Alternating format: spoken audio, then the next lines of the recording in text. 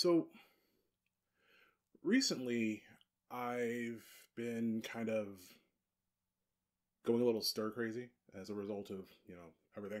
And so I've kind of run out of my usual media bingey stuff. I've rewatched a couple of shows that are kind of like my jam.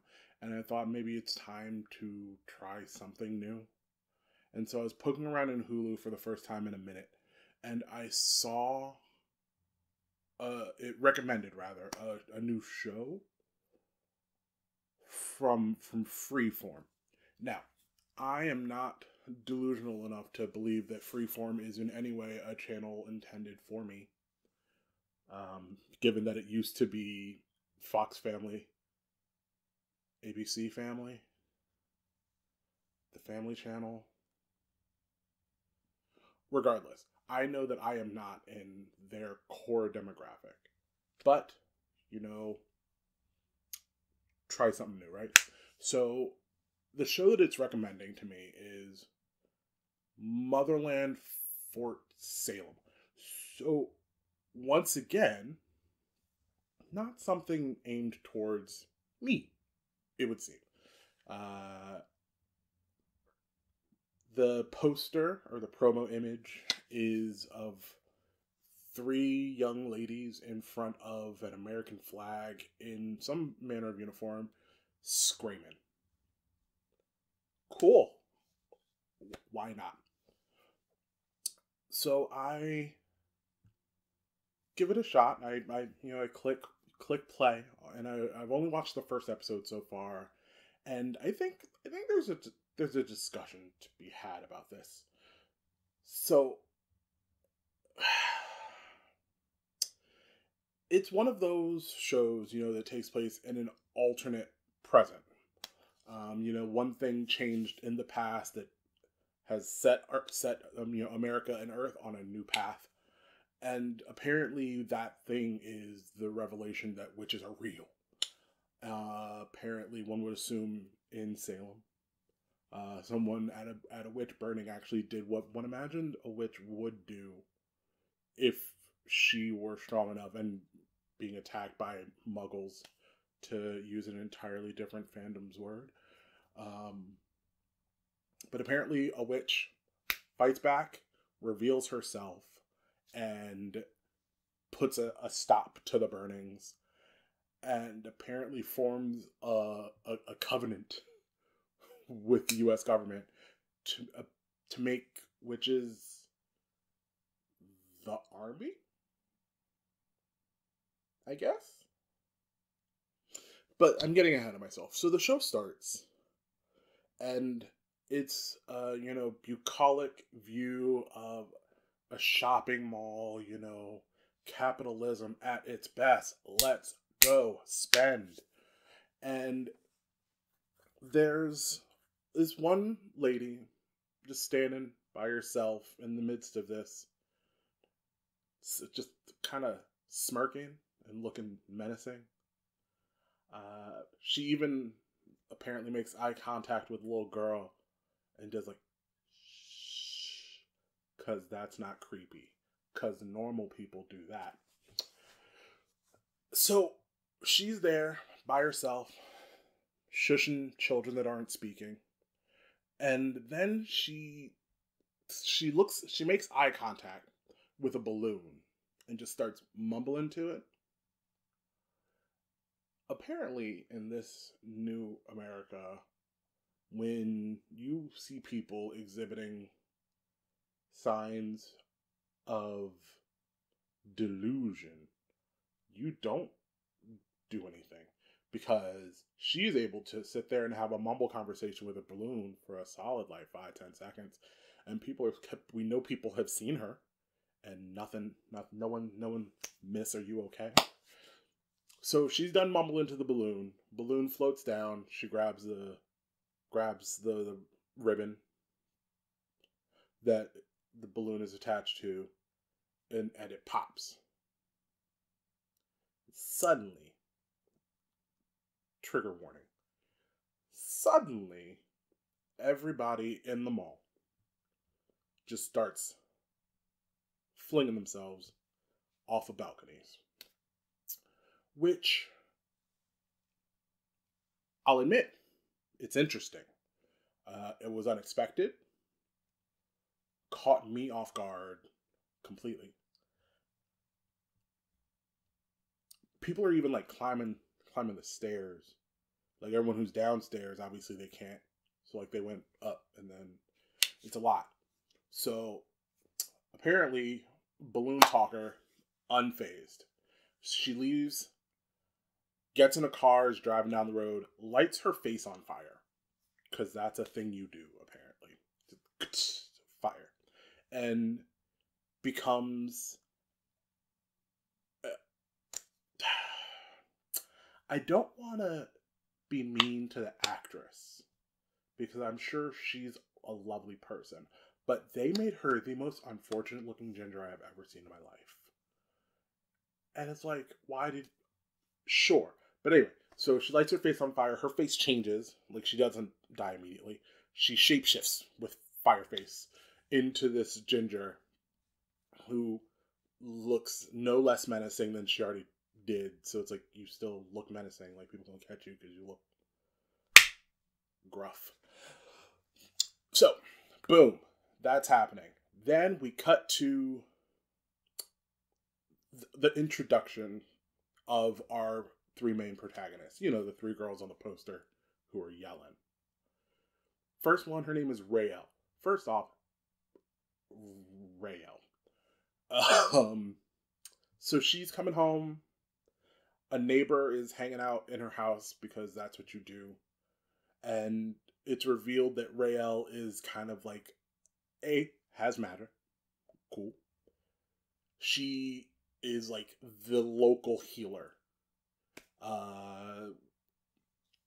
She takes the neighbor who just popped up into her house into a back room, has her lay down, they hold hands, they make eye contact. It's very, very kind and warm and loving.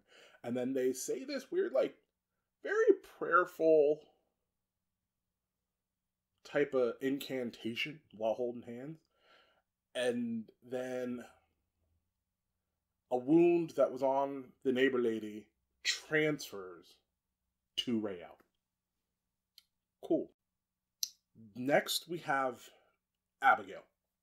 Now, Abigail is introduced. She's up on a rooftop. She's watching like a military parade or procession or something of that nature. And a guy who she was up there with, presumably her boyfriend, gets up, walks over, and is like, "Hey, baby, that back hug, let's go." The guy proceeds to say something along the lines of, "Man, after you get done with insert thing here that we later find out is basic, I want to see you again." She's like, "You know, I can't do that." And then she does something a little bit sus. So she hugs him and she whispers in his ear, like, "You can go now," or something. And there's weird vocal distortion, like she's talking into a fan. And he's like, "Yeah, cool, I gotta go now." And he leaves. And then she's later seen, like, sitting with her mama, chit-chatting about how she just mind-controlled a dude. And mom's totally like, "Cool. But, like, don't waste your power, you need it." But, like, isn't calling her out for, like, mind-controlling a dude. But, cool. Then we are introduced to the third. Her name is Tally. Which, once again, are there people actually in this world named Tally? And if so, why did your parents hate you so much? Because, like, that's not an actual name. Like, it's like a line that you use to count something. That's all a tally is. It's an accounting of something. So, like, what? Is it short for something? If so, what? Anyway, so we meet Tally. And she is your standard granola hippie type She's sitting there watching the news about the attacks that we talked about, and her mom's cooking, and then just throws a pot into the sink and is like, you know what? Fine, cook your own going away dinner. And it's like, but go. Why are you so upset? And it's explained that, you know, her mom had gotten some exemption for her and didn't want her to join the military. Because apparently, in this world, if you're a witch, then on conscription day, a flaming medallion-y thing, like, just appears in the air in front of you. And then you gotta say the words. And then it turns into like the it's like a it's like a medallion on a ribbon that's burning. So I guess you have a limited time to say the words. But then like the ribbon burns away, and you're just left with the medallion with like your name on it. Cool. Magic. I don't know. So Tally, against her mama's wishes, locks herself in her room. Midnight comes, says the words, gets her little medallion, runs straight to the airport. Okay. Now, I understand that we are supposed to suspend disbelief. But she runs up to the ticket counter at the airport, shows her little medallion. The airport counter worker, the airline worker, is like, oh my God, thank you for your service. We have a flight taking off in 11 minutes, but it's full. Someone I'm sure will give you their seat. Cool. 11 minutes. This Bagger Vance, old black man behind her, is like, ma'am, I'm on that flight. 11 minutes. I'm on that flight. She can have my seat. Very generous of you, sir. How did you think you were getting on that plane when it's leaving in 11 minutes? And you're still just in line, like checking in. You were going to get from the check-in counter to the right concourse, and you thought they were going to let you onto that plane? No, sir. Not the case. But whatever. So now our three main protagonists are all in like a high school auditorium. In front of a stage, there's a podium. And then a lady walks out. She's beautiful and severe. Just looks like she might cut you if you don't do what she says 3 seconds before she says it. That type of just like Michelle Visage. She looks like Michelle Visage when Rock'em Sakura made that fart joke. Like that's the face she has. Anyway, so she comes onto the stage, and all these women in this high school auditorium start stomping their feet. Just like, y'all have hands, right? Like if you're applauding this woman, presumably, you could just like your hands work, right? Anyway, so she comes on all severe and gives a very rousing speech. But it was weird because like at one point she goes like all Galadriel, like when she turned silver and was about to get the ring and got very aggressive. Like this lady, she does that. What's her name? Doesn't matter. She's like the commander. Alder. Her name is Alder. She's the commander, and she's scary. And I think the witch army is a cult because they were all already just drinking that Kool-Aid. So Galadriel's sitting there giving her rousing speech, and everyone is losing their shit except for Raelle. Raelle doesn't seem to have drank the Kool-Aid as quickly. She's being the rebel. Anyway, cult meeting ends, and they go to the barracks. Now, these are not like any barracks I have ever seen in my life, and I was very briefly in high school. I was in JRTC, and I have visited like Air Force and Army bases. I have seen what barracks look like. This ain't it, Chief. This is this is like a prep school dorm common room. You know, it's all dark woods and fluffy leather chairs and bookshelves with old leather bound tomes.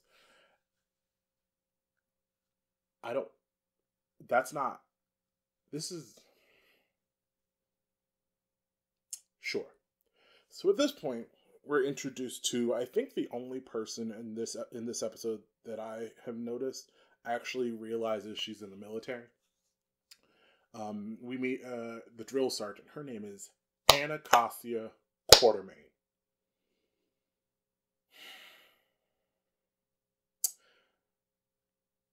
For those of you in the back who didn't quite hear me, this lady's name is Anacostia Quartermain. So, she walks in, gives the standard drill sergeant speech. Welcome. These are your sisters. You have each other's backs, blah, blah, blah. You're in 3-person units, and it's pass fail. If one of you fails, you all fail. So, go. Go to your dorms, your individual room, Go to your room. Settle. Talk, whatever. And then nobody moves because they're at Hogwarts. Why would they feel a need to rush? And then now, and they run, they scatter. No real sense of order to what they're doing. So they are in the room, getting to know each other, chit-chatting, unpacking, putting their stuff away. And apparently at this point it's revealed that all witches have like a witch's mark. It's a birthmark. It's always the same shape because I'm sure the makeup team had no desire to make all different types of constellations on all these girls' bodies. And apparently it is this, I don't like this, but apparently this little birthmark shifts or changes and gains power once the witch has had sex. Sure. And Tally is kind of shamed by Abigail because Abigail's a bitch for not having a sparkly witch's mark, thus meaning she's a virgin, which I don't think is cute. Like, in this show, meant to empower women, and is super lady focused, why are we virgin shaming somebody? Like, why is that cute? Why is that the look? But whatever. So, cut to the next, later that night, they're doing a ritual because witches, where they're like burning like rose petals for all the ladies, for all the women that they've lost in their lives, which apparently is to help them bond and be more cohesive as a unit. And Raelle reveals that her mother passed probably fairly recently in service on a beach with like turned to glass. And so we are starting to see who Raelle is. We're starting to see where this rebellious streak comes from. Cool. Like, I actually appreciate that bit of storytelling. So I'm here for it. So next day, they are all in training, and apparently this is presumably day one of training, as far as I've seen. And they're all in their little 3-person units on shelves, on like balconies in an amphitheater or something. And there's a weird amorphous ball of nonsense in the middle, and they're all just,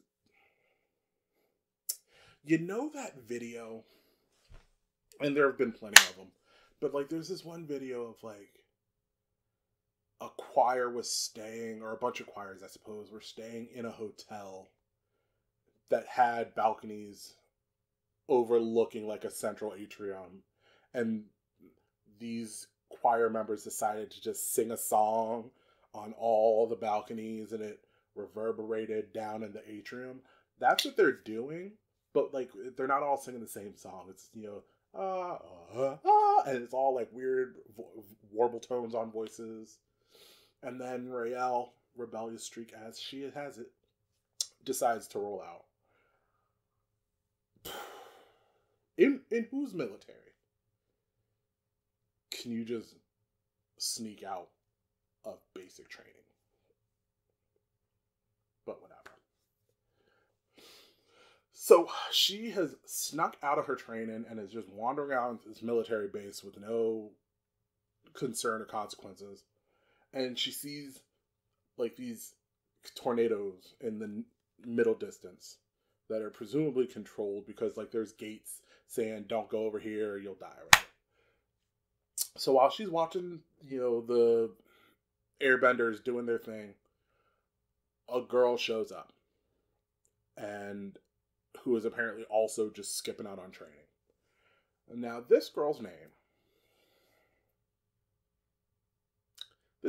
is Scylla. So for any of you Greek myth aficionados out there, y'all will know that Scylla is the name of one of the monsters that Odysseus had to face in the Odyssey. They decided to name this poor girl in this show Scylla. So they are pretty much telegraphing that she's not a good person, right? Like that's what they're doing. They want to let you know the minute you meet her, don't trust this hoe. And so I didn't. Because she... Bless, I don't know if this was a note that the actress was given. But it seems that she went to the Katie McGrath School of Bad Guy-ery, because she is just smirks and side-eye the entire time she's on screen. Like, unabashedly, just, I don't understand how you think you're getting away with something when you were just all over the place. But there she is. And she is presented as a love interest for Raelle. Yay, lesbian rights. Cool. Y'all are at basic in the army. Why did there have to be a love interest? Like, do all shows have to just be CW dramas when the protagonists are like 18, 19? Can't they just be like regular folk who are just doing the job? But I digress. So they're flirting, watching the airbenders whip up tornadoes and whatnot. And then they get caught by MPs. Now, these MPs are like no MPs I have ever seen in any form of anything ever. They're in uniform, which this is an issue I have with this show thus far, and they won't fix it. But it'd be nice if they did. So these MPs, there are 3 of them, in uniform. And they sneak up on these 2 girls who are flirting, and they're like, give me your medallions and whatnot. And they draw a little D on the medallions. Like I said, I was in JRTC. I figured that the little D means demerit because that's what you get when you're in trouble in the military. So they put the little demerits, and they're like, y'all have 7 minutes. I don't know why they said the word 7 specifically, but y'all have precisely 7 minutes to get back to your commanders and give them your medallions because you're in trouble.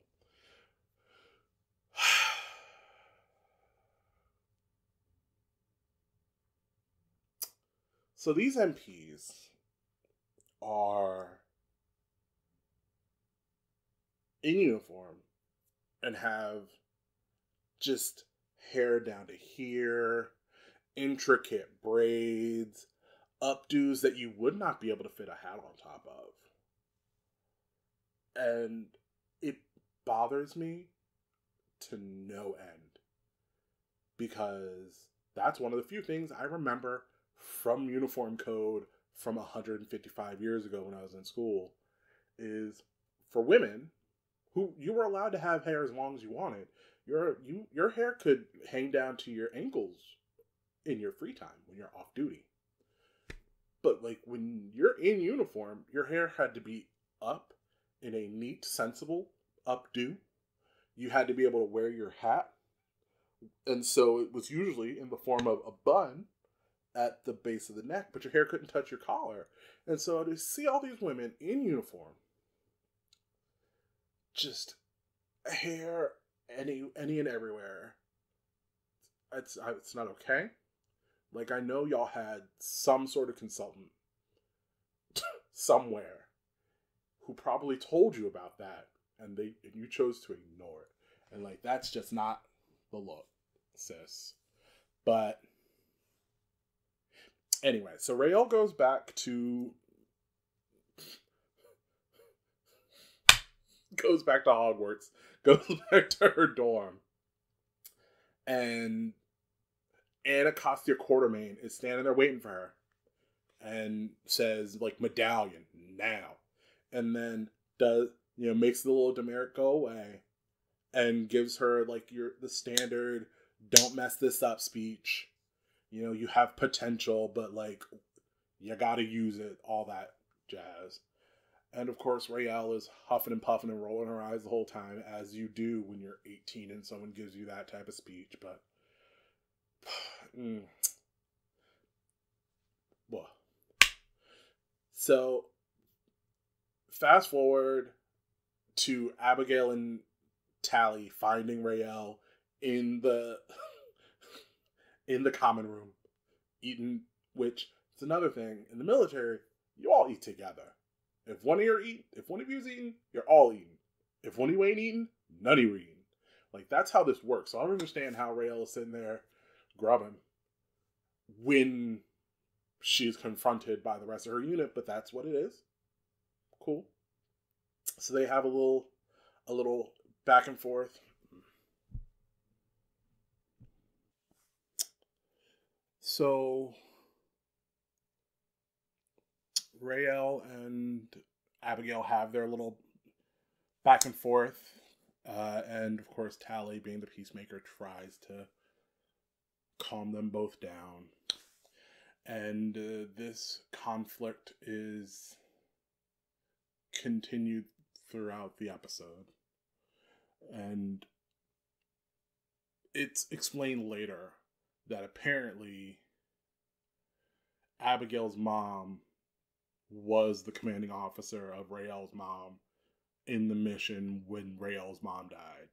And Raelle is holding Abigail accountable for that, for reasons, because, the sins of the father, and whatnot. So, Abigail, being the whiny entitled little bitch that she is, goes to Alder and whines and cries about Raelle and is like, I want to transfer units. And this is the scene in which we're introduced to the strangest group of characters on the show that I've seen, and that's the old lady hive mind. Whenever you see Alder, she's got this gang like, NWA just following her around. And they are apparently post-verbal because I've seen them hiss. I've seen them tutting. The only words I saw them speak in this episode were, at one point, Alder decided to fully manifest as Galadriel, but she couldn't do the voice on her own. So the old lady hive mind decided to help. And they're all speaking aggressive words at Abigail together.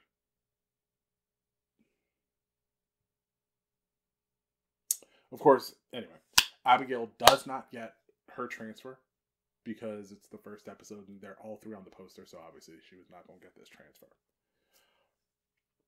And this show. So Quartermain forgot that she was apparently the only one in the military because she proceeds to tell Tally about Abigail trying to switch units.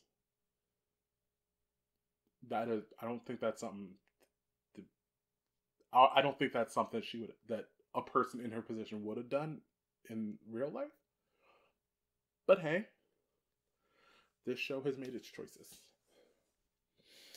And of course, so like Tally's all butthurt and in her feelings about Abigail trying to leave the unit and what have you. They get told to just be nice to each other, so they decide to. And during this training, it's weird. They're all around like a tuning fork, just like those giant tuning forks, and they all are just are harmonizing. They're doing some Gregorian chants. And it's interesting. There's 3 of them.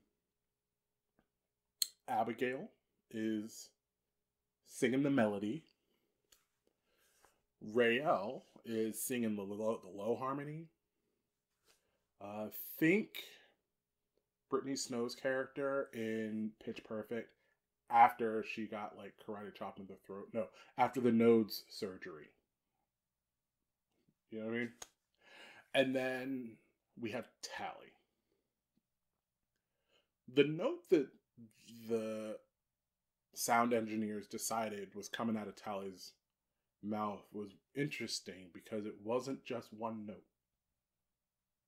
She was singing high harmonies, cool, but like it was this discordant like 2-note thing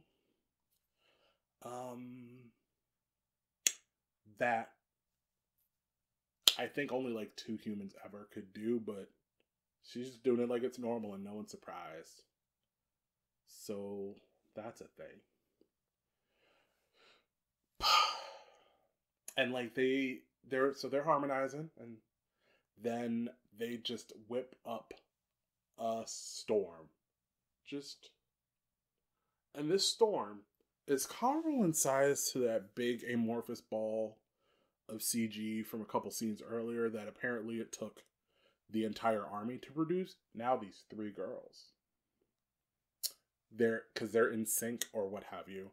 Now they produce this magical storm just out of nowhere that was so powerful and got so out of hand that Anacostia Quartermain and the other commanders in the room had to like go full like vulture and like hiss at it to make it stop.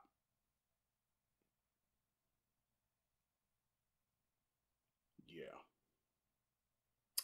They hissed at the storm to make it go away. Anyway. So fast forward, after all this, they've bonded. They're now best friends, apparently. And so we go to the next obligatory basic training scene, which is doing obstacle courses in the rain. Because you had to get these girls in fatigues crawling through mud so they could joke about having mud in their butts, which they do. So on the way back from this obligatory training in the mud scene, Rael glances to the right, and there's creepy ass Scylla again, just digging through mud and whatnot. And of course, Rael finds an excuse to somehow not go from where she's supposed to be to where she's supposed to be, and goes to join creepy Scylla out in the mud. And, they have their flirtations. And Scylla is like, hey, come here. And, like, pulls her into these woods. Which, why are there woods on an army base?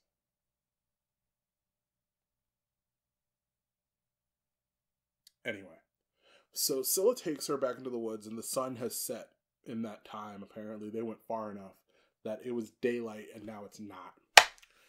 And Scylla's like, hey, tie this rope to your ankle. And Rael's just like, sure. How many of you, whether you like somebody or not, follow them into the woods and they're like, hey, just tie this rope to your ankle real quick. And you're going to do it? Also, why were there two ropes? This is what I don't understand. Scylla is hanging out by herself, not crawling around through the mud. But apparently Necro doesn't have to do that, whatever the fuck that means.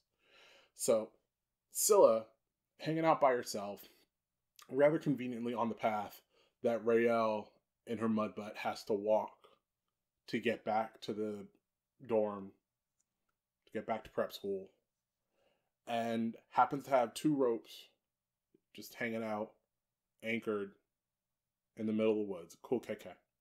So they tie these little ropes to themselves, and Scylla gives Rael this thing. It's called salva. I think it's salva.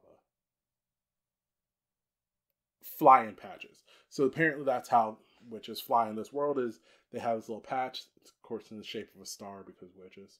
And they put it behind their little ear, and it empowers them to fucking float. Sure. And that's why the ropes were there, so they don't apparently go flying the fuck off. But, like, the thing is, like, you're in the middle of the woods. You could have just grabbed, like, a tree branch, go up underneath, like, an oak, and just boop. But anyway, so she gives Rael the drugs. She gave her drugs. And so they do their little sun, they're floating. Ooh. And then the salva gives out. And they fall. From like 10, 15 feet up. So they fall. Miraculously aren't hurt. Good. Thankfully. And there's Anacostia Quartermain, who happened to just be standing there watching them. Didn't yell until they fell, though. So they go to the med bay or whatever. And Anacostia Quartermain's like, you could, yeah, no, doesn't matter. So they end up in sick bay or whatever the fuck it's called, and Anacostia Quartermain is given, Rael a dressing down for her actions, and is basically like, you just messed up. Your career is basically done. So get ready to go to the front lines, scrub, because that's what's up. And then she goes to Scylla. And she does something that has not been established within this world, but I suppose this is them establishing it. She looks at Scylla in the same room. Like, they are solidly at most 20 feet away from Rael. But apparently it's far enough that Rael can't hear Anacostia Quartermain go to Scylla and say, you stay away from her. And then she does the eye thing, just starts mean mugging, and Scylla starts squirming up her bed and looking very uncomfortable, like she's in pain. Is that something you're allowed to do? Because, like, I figure that's just the equivalent of, like, Quartermain just kind of walking up and, like, taking a bat and just kind of popping her in the knee one. Don't do it again. So that's a thing that happens. And Apparently, Raelle gets a bug in her butt while she's still laying in the recovery bed and decides to check herself out of recovery so she can go to training and start a fight with Abigail. Bear in mind, like, they were all hugging and whatnot before, like, after mud butt training. Like, they were all cool. But apparently now she's mad again, so she goes to fight Raelle. No, Abigail. These names. So she goes to the training room to fight Abigail with their little rock on a whip sticks and whatnot. And they start to tussling. And Anacostia Quartermain did something that I don't appreciate. Other recruits were trying to like hop in and stop them from tussling. And Quartermain is like, nah, go ahead. Is that... Anyway. So they're tussling, and as they're fighting, they start yelling at each other, and their voices get that weird little distorty thing that Abigail had in the beginning. And all of a sudden, just with one person yelling a thing with the distorted voice, and then another person yelling a thing with a distorted voice, that same big old storm that took 3 people and a tuning fork. 3 people, 4 voices, and a tuning fork. I don't even know. That just same ridiculous ass storm just kind of pops up. And once again, Anacostia Quartermain and the other COs in the room who weren't stopping this fight have to do the full condor, neck all the way out, arms up, stop the storm again. And then like, that's it. Like, Raelle finds out that Abigail tried to quit the unit because Tally's a snitch.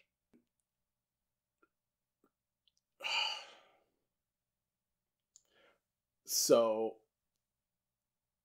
next we have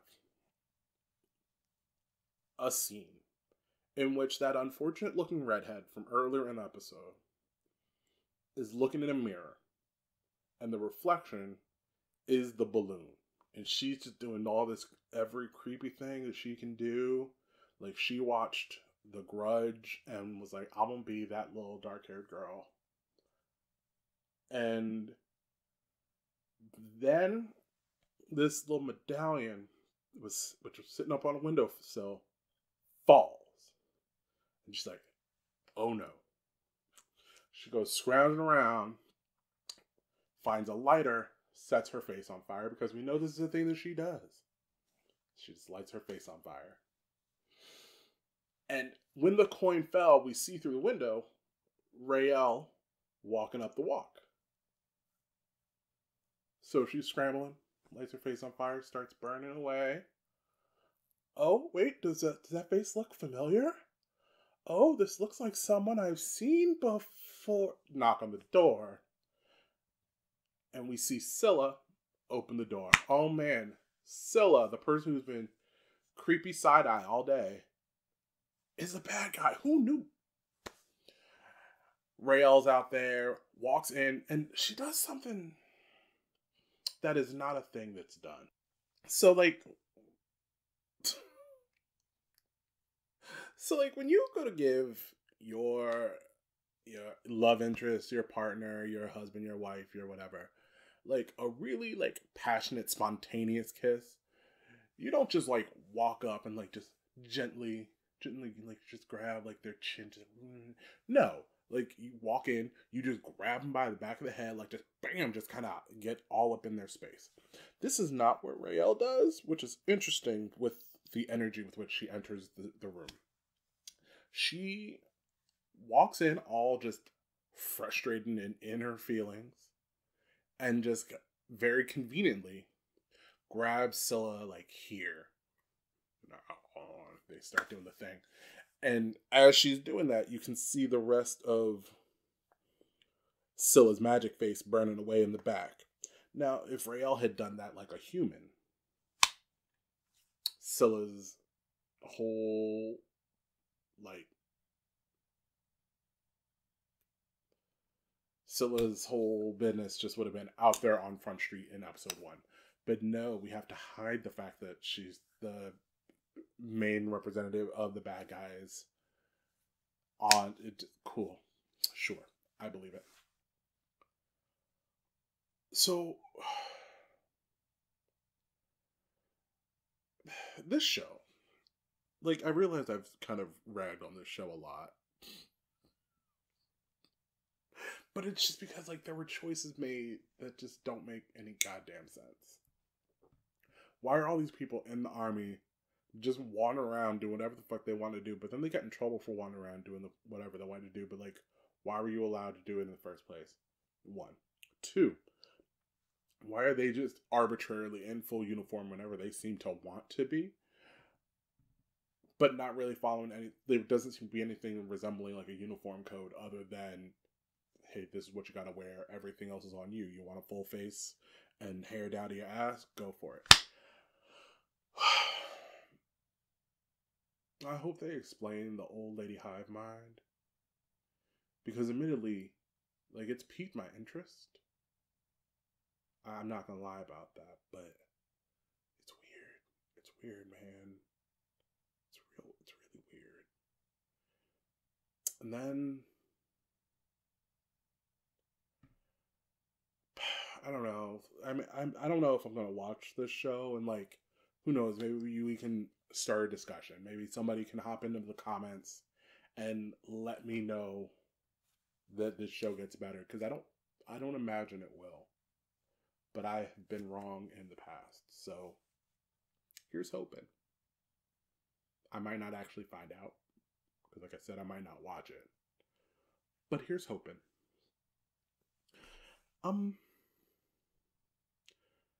Yeah. That's all I got. One thing I do wish is I wish that there had... I know that people say this a lot, and I don't care. We need to say it until we don't need to say it anymore. I kind of wish one of the girls had been trans. But, like, not even discussed about her being trans.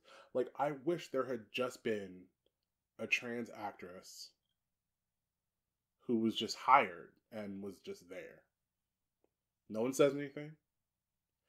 It'd be really interesting, story-wise and world-building-wise, if there had been, like, a pre-op transgender person. Like, a male-bodied transgender individual. I think that would have been cool. And would have been an interesting story beat. But then again, I don't write the show. So maybe they do that later. I don't know. But yeah, that's all I have.